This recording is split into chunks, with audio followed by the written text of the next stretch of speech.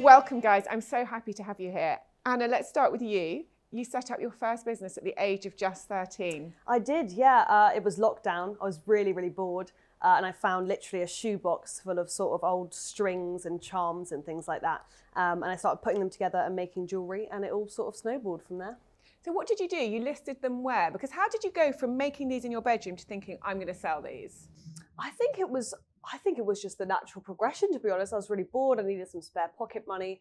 So I sold them on this app called Depop. It's like it's sort of for clothes, but I used it for jewellery. And it was a really accessible way to start, really. What do you think when you look back now at those first designs? I don't want to speak ill of my past experiences, but I would say it was generous to call them earrings. They were certainly a creation of sorts, but they were not beautiful by any means. But nonetheless, they got you started and they did sell. They did sell. I think it was some kind of miracle, whoever bought them. But they started selling one by one, and then I used the money I made from one pair to invest in a couple more charms and make another pair. And it just sort of continued from that. And then tell us about how you transitioned from making the earrings and jewellery to importing them. I mean, it was really just an issue of not being able to keep up with the supply. I really enjoyed making them, and it was fun, but at a certain point I just couldn't keep up with it, and I returned to school obviously when lockdown was over, and so I ended up having to outsource that. But it was a really good decision. It made it a lot easier for me. And how did the business go? What a general question. It went well, yeah. I mean, it was surprising on many levels. I mean, social media was the main game changer for me. Once I started that, it all sort of picked up, and it's been a great experience. Yeah. And total sales? Total sales. In what kind of figure do we want here? Turnover number? Turnover number, yeah. I would say about maybe £140,000. I mean, that's an incredible success, and you've done that by the age of 14 or 15. It was 100,000, I think, by 15, which was just by my 15th birthday, which was really fun. Did you know that was an incredible achievement at the time? How did you see things? I mean, it was brilliant. It was really fun. It was probably one of my proudest moments, but at the same time, I don't think I was almost in denial for like 2 years, because I was like, there's no way this is real. And it was because people don't teach you about this kind of stuff. No. And so you wouldn't think that this would be something that anyone could achievably do. Not to sound immodest, but it was. Especially at the age of 14 or 13, 14. Yeah, because you're really not equipped with that kind of stuff from school. And so I think there was something where it had never quite dawned on me that this was actually a possibility, because no one really talks about it. And you had to learn so much. And I can say this because I knew you throughout this period. I mean, you had to transition from being a kid who made jewellery in her bedroom into importing, running a Shopify store. Yeah. You got your mum working for you. I remember seeing you at one point and you had a huge run of orders that your mum was packing. It was a massive learning curve for you, wasn't it? What was the toughest thing you encountered? Toughest thing? Oh God, how long have you got? I mean, I would say managing it with school was really, really difficult. And also just the stress of it, because when something like that happens and, it's quite a shock and people are like, oh, this is really good what you're doing. I'm like, thank you. But then something happens and you're like, oh gosh, it's all not worked out, because you're not really equipped to handle that kind of stress where you have, because I think most 14-year-olds, the stress they're under is obviously stressful, but it doesn't really always attribute to, you're not always accountable for other people. Like, it was very odd to have deadlines where I was like, if I miss my tax return, I'm going to go to jail at the age of 14. I was like, this is really weird, and I'm not used to this kind of stress. So that was pretty challenging. Yeah. And I also remember you sending off packages to places like Botswana, where people were placing orders, and you were saying, well, I hope they're going to arrive. Like, I don't know if these are ever going to get here. Yeah, because I have a map on my office wall that you scratch off for places you've sent things. And sometimes I look at it and I think, did that ever actually arrive to that random country in the middle of nowhere? But that's really cool when I think about how far my jewellery's been, yeah. And what do you think you could have, I mean, you mentioned how you weren't equipped in the sense you hadn't learned this in school. So you're going into importing. I remember you had suppliers on WhatsApp in your phone, factories in China who were sending you samples. So you were going into importing, taxes. What do you wish you'd know? What do you think you could have learned at school that would have made that an easier process? Oh, there's so many things. I mean, I think like managing your own financials is a really good thing to learn, especially at a young age, because I mean, maybe you learn a bit more around kind of like uni time, but it's so good to encourage kids to try and, you know, be financially literate at a young age. And I also think just general skills like time management, like all of these things I've learned through practicality, but could have been taught to me at school, like time management, setting up websites, managing your own finances, tax returns, all things like that would have been a lot easier if I'd been taught them at school. And now, obviously, what are you doing now? Because you're slightly older now. Yeah, I am. I'm 16 now, so I'm doing my A-levels, which is a challenge, balancing the A-levels and the business. And I want to go into acting, but I mean, I'd love to do the business on the side as well. And now is it, because at one point it was quite a big thing during lockdown, is it now is more of a side thing sitting alongside your studies? Yeah, it sort of has to, I think, although as much as I'd love to have it as my main thing at the moment, you've got to pick your battles. And I think education, I've got to finish it with my full attention. But I love that it's always there. And it's always something that when I have the time, I can put all my effort into, which is brilliant. And do you still use it to earn extra money? Yeah, of course. I mean, I don't think I'll ever want to stop because I feel silly to just give up that opportunity. Yeah. I mean, there are days when I work substantially less, but it is in general, I'm still working on it. Amazing. And Mehret, coming on to you, Anna is not alone, is she, in having done this at the age of 13? So tell us about you, who you are, and some of the research that you guys have done. Well, I work at Visa and I lead our product and solutions group, looking at digital and other sort of payment technology. And at Visa, we conducted research recently, speaking to young people between the ages of 13 and under, and it's fascinating what we've learned. You're right, Anna's not alone. There are many young people out there who are quite entrepreneurial and are turning to technology to earn money. And so our research was really fascinating. We've learned that young people have very high expectations of what they expect to be when they grow up. Many young people we spoke to, about a quarter of them, said that they expect to run their own business or have a side hustle. Brilliant. Yeah. And do you think that's new? I mean, you've given this generation, or this generation is known as Generation Alpha. What is Generation Alpha, and what exactly does that mean? So Generation Alpha is the demographic of people that were born between 2010 and 2023. So they're young people, ages 13 years and under. Yeah. And this group has grown up surrounded by technology. And so they're as deeply connected to the online world as they are to the real one. And this will have profound impacts to society, to the way that we work, and also to the expectations that this young people will bring when they reach adulthood. And tell us about the big ambitions they've got there. I didn't know about that. That's fascinating. Well, yeah, I mean, this generation is very entrepreneurial. We found that nearly 3/4 of them earned money in the last year. I mean, that's staggering. Three-quarters of children at what age? Under 13? Under 13 have earned money. some money in the last year. Exactly. And, you know, many of them earned money through everyday things, chores at home, other duties. But nearly 50% of those that earned money used technology to do so. And we found that incredible. And social media was their number one tool. And what were they using it for? To promote whatever it is they're doing? To promote what they were doing. They were using tools like ChatGPT to do some research. And so they were learning about their businesses and also using it as a way to reach their audience.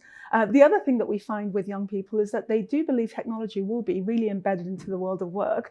They expect tools like generative AI, virtual assistants, smart assistants will be really deeply integrated to the way that they work in the future. So when they're looking ahead, they are not looking at a kind of conventional career in the way people of my generation would have understood that at all. And not at all. And this is really important for us to understand, for our clients to understand, because this group's going to be entering the world of work in 5 to 10 years' time. I mean, it's not long, is it? Not at all. And businesses and societies will need to adapt to their expectations. Because they don't want to have jobs, or they just see themselves having more control over what they do? They see themselves as having more control over their financial lives. I think they expect to have, as I said earlier, a side hustle, to be in charge of their own business. And they expect to work differently, particularly when it comes to using technology. Amazing. So Aizad, coming on to that generational shift, start by telling us who you are and what you do. I'm Aizad. I'm a bit older than everyone here. So I grew up in Acton, and I started off in careers, and then over time I built up a global business. So I got into business a bit later than 13. I was 35. But Warren Buffett got into business in his 50s. So exactly. Actually the point is it's never too late. It's never too late. No, because you've built a phenomenally successful business. I mean, how many people are you employing? 160 now across 2 continents. Across 2. Think about UK now post-Brexit. It's 1 continent, but it's the UK and the Netherlands. But we have operations in the United States as well and Australia. So pretty much everywhere. Great. So coming back to your career and experience in business, we talked earlier and you were saying how your horizons just weren't, I mean, I think if you were someone who's always done things at an incredibly young age, you've had very, very clear achievements, younger than most of your peers, but still the horizons you had for your own future were very different to what young children have today, weren't they? Yes, I think so. I mean, I was saying earlier on that the main fortunate thing and unfortunate thing at the same time was that pre-internet, the world was quite small. So going through school, going through university, most of my peer group thought about a career path, job for life, some kind of thing that would be a career, relatively regimented. I was just listening to Mehret, and it was all about options and being in control of yourself and having different options at the table and having much more of a say. That wasn't there 30 years ago. So that's really quite interesting to hear from my perspective. I mean, that's the world I swim in now. I am doing lots of things myself. Every day is a different day. I enjoy that change. It is different to something that's quite structured and regimented. The challenge when building a business is you have to create structure, but you have to also drive change. And how do you do both at the same time? So Aizad, tell us about some of the things you've done at a young age and what it's like to experience things younger than, say, conventionality would state. Yeah. So it's interesting. I was listening to Anna, and she got a lot of that learned by doing her own business at 13. I went into investment banking. I went to a great university, Cambridge, but it was very academic. But when I went into Morgan Stanley, which was a US investment bank, we were the new boys in the block in this financial city of London. So we were aggressive to win business. And so we worked very hard. We played very hard. That taught me a lot about business. What element of business? The finances and the strategy. Not so much operations, but finance and strategy.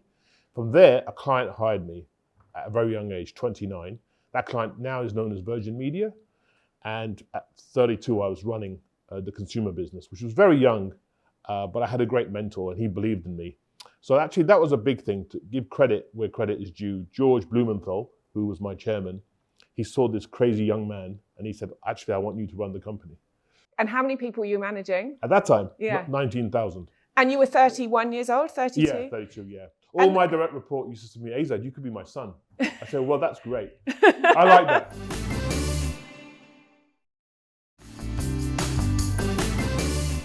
To be honest with you, you just have to believe in yourself and run very fast.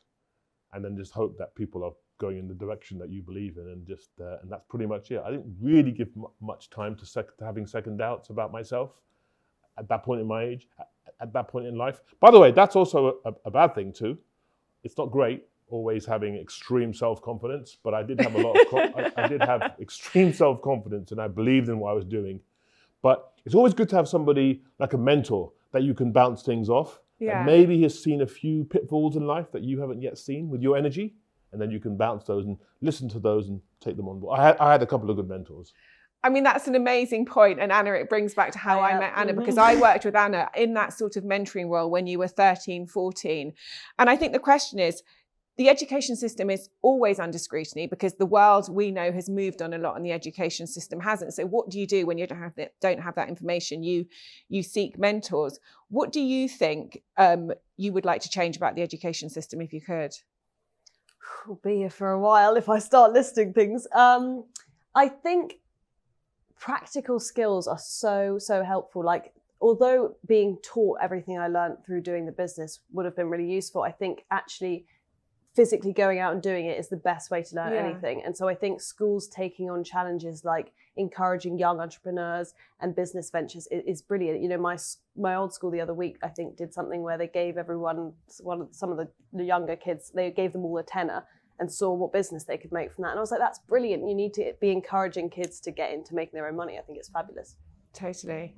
Mehret, what do you think needs to change in the education system based on what the kids who you've researched are actually asking for? I mean, you're hearing from them what they're asking for. We've learned some fascinating things through the research.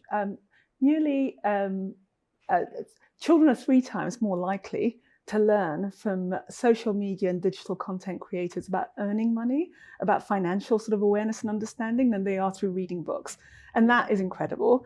The other thing that we are learning is that the lines between earning and learning are also blurring. So today, I think the rapid advances in technology is making that possible. We're all turning to platforms and content creators in order to learn about different ways of making money. So those are the things that we're learning that's fascinating. We also do an incredible amount of work here with some of our partners. Together with our partners, we've helped many young people enter the world of money, start to get their first card and their money management tools that go with that.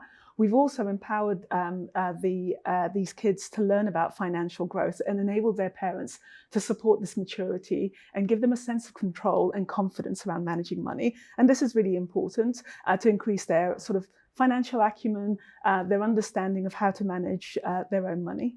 Brilliant, amazing. Aizad, how would you like to see the national curriculum change?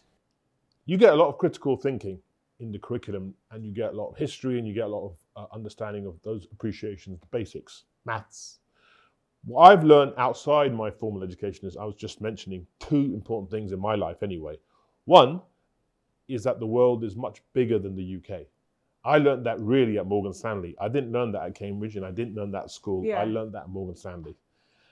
And then the second thing was about taking sensible risks. And that I learned when I started doing my own business, about what's a good risk and what's too much of a risk and what am I comfortable with, and taking risk is a good thing, it's not a bad thing. Those are the two things that I'd like young people to really, really start learning about in school. So we're going to go to some of our lessons and see what the Biz Kids have been learning and how they're finding it. Let's watch our first clip. What is a profit margin? When you pay something over time. When you count how much money you earn. Exactly, that's it. When you count how much money you've made. How do businesses make profit? They start with a vision board. So what else do they do? They start with a vision board. They start with a plan. That's from one of our lessons about profit and money. And I think as adults, we're taught, don't talk about money. Money's a dirty subject. You mustn't talk about money. No one likes asking questions about money. My experience on the ground with the Biz Kids is they love learning about money. They want to know how it works. They're perfectly happy to talk about it and really enjoy lessons about profit or sales. Aizad, what did you make of that?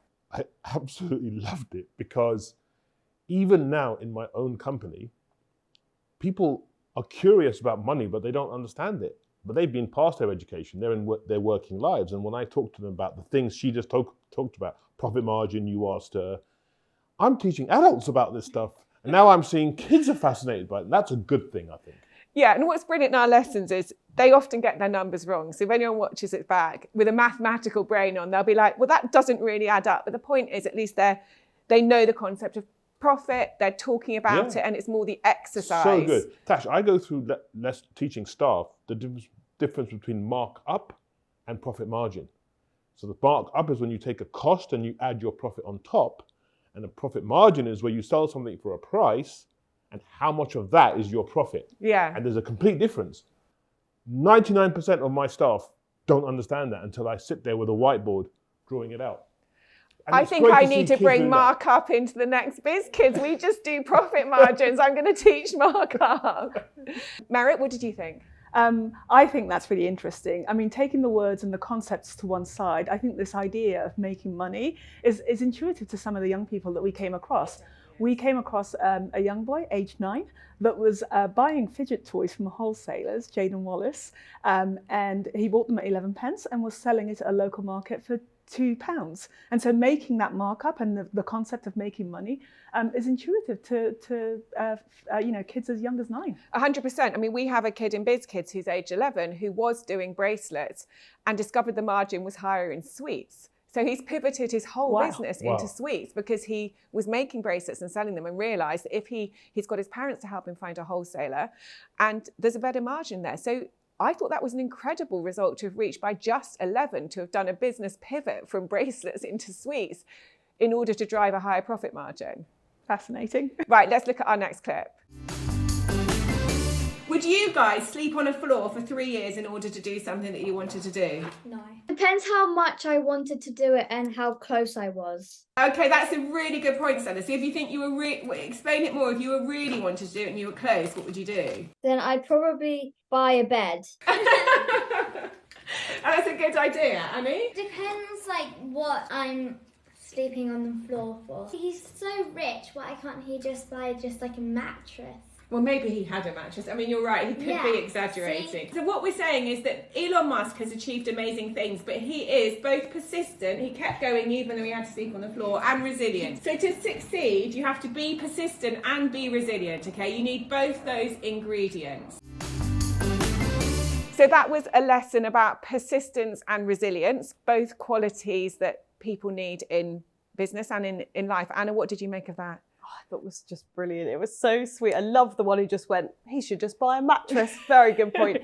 I thought it was really interesting. There was one girl who said something about it depends how close she was to success. Yeah. Would depend on how much resilience she would have. And I thought it was a really interesting point. But I also think it's important to, it's really important to keep resilience and success even when you're not just on the cusp of brilliance. You know what I mean? When things get hard and it gets boring and it gets tough, and it's not as, you know, highs and lows and an epic roller coaster as you think it might be, that's when it's key to keep your persistence. Totally, because you must have had times in your business. I mean, it's so interesting because you're only 13 to 15 when you run this business, you know, and you still are, but you must have had times when you had to draw on persistence and resilience. Oh, absolutely. I think, yeah, there were times where I have a distinct memory where I ordered about 400 pounds of these rings and they got lost in the post for like 6 months and I lost all my money and the manufacturer wouldn't give me the money back and I had to pay loads to get them released from customs, and they finally came after about 4 months. And I was like, brilliant, they've come. And I opened them up and they were just completely the wrong thing. And I just started crying in my kitchen because I'd been so stressed and it all worked up to that.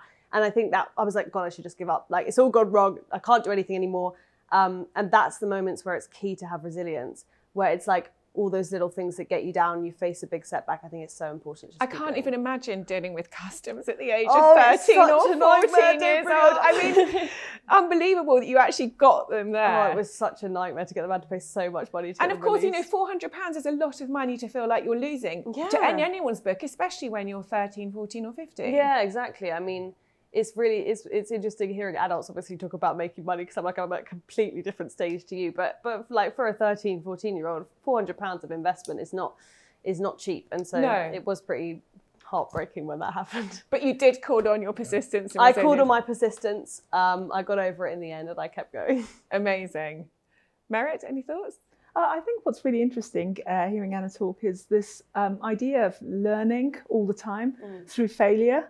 And that's, I think, an important lesson to learn at an early age, particularly when it comes to business. After all, I think trying, succeeding and refining business is all about learning from mistakes. And so I applaud you. Thank you. Thank you. We have one more clip to review.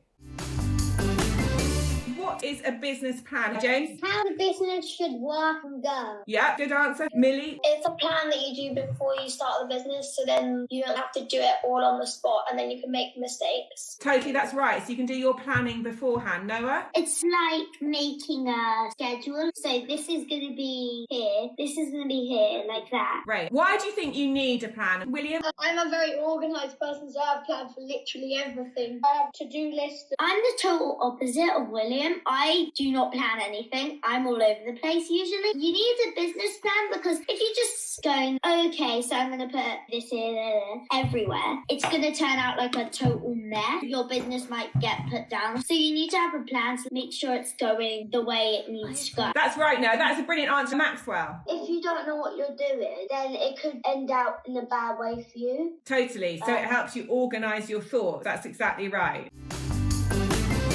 So that was an excerpt from one of our lessons around business plans and preparing a business. Mehret, what were your thoughts on that? I just thought it was fascinating that they were using different terms like income and turnover and all of these concepts. These are really fundamental things to learn when you get into the world of business. We came across a fascinating young lady who made £1,200 worth of profit last year. 1,200, that's huge. It's huge, and that's profit, right? So learning how to sort of buy things at cost and, you know, what turnover she makes, how much margin she's looking to make was really fascinating. The other really interesting thing about Sky was that she turned to social media and AI to do some research into the business that she was into. And so using tools to do some research into the field that you're in is also another way of learning as you develop your own business plans. Thank you so much, guys. It's been so great to have you here today.